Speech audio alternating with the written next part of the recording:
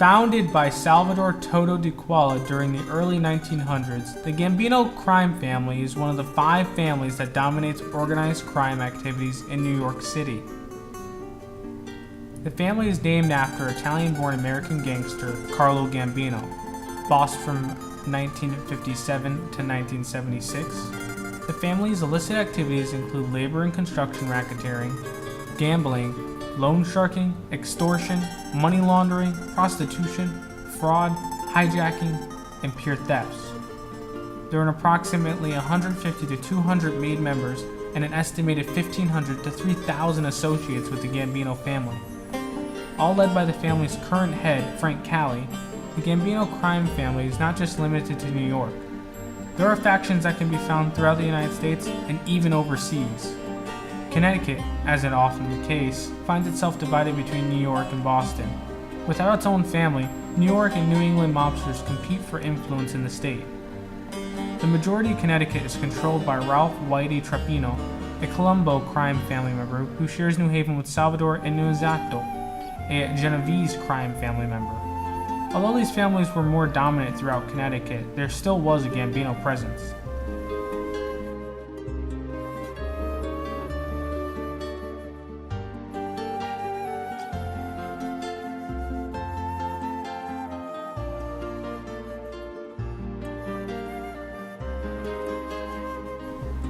Anthony Miguel, also known as the Genius, Tony Connecticut, Machiavelli, Mac, the Brain, Mr. T, and Gasman, was a Connecticut mobster who became the acting underboss of the Gambino crime family. Born in Italy, Miguel moved to Connecticut as a young man. He attended post-university in Waterbury, Connecticut for 2 years before dropping out. He married with a son, Michael Miguel, and 2 daughters. At some point, he associated himself with the mob. In 1990, Miguel pleaded guilty to racketeering and was sentenced to 6 years in prison. Miguel's plea deal included an admission that he belonged to the Mafia family, which infuriated Gambino boss at the time, John Gotti. In 1995, Miguel was released from prison on parole. However, in 1998, he returned to prison for 11 months for associating with other criminals, a parole violation. In August 2001, Miguel became a capo in the Gambino family for its Connecticut operations. In 2002, Miguel then became acting underboss after Peter Gotti's arrest on racketeering charges. A resident of North Stamford, Connecticut, Miguel was associated with the garbage carting operation in the state.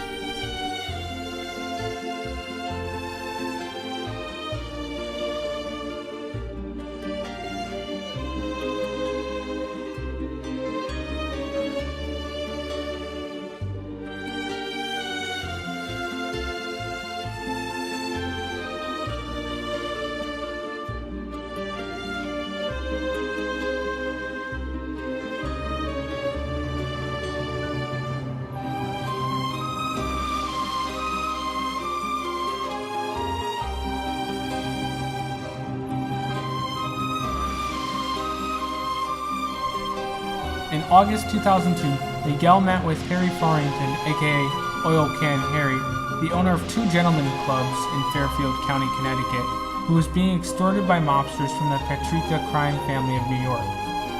Miguel contacted the Petrica mobsters, told them that Stamford was his territory, and then proceeded to extort Farrington himself. In 2002, Miguel told Farrington that he would have to pay Miguel $2,000 a month in protection money plus a yearly $3,000 quote-unquote Christmas bonus. If the payments were late, Miguel threatened Farrington with violence and property destruction. Farrington's response was to go to law enforcement, which set Farrington up with a listening device for future meetings with Miguel.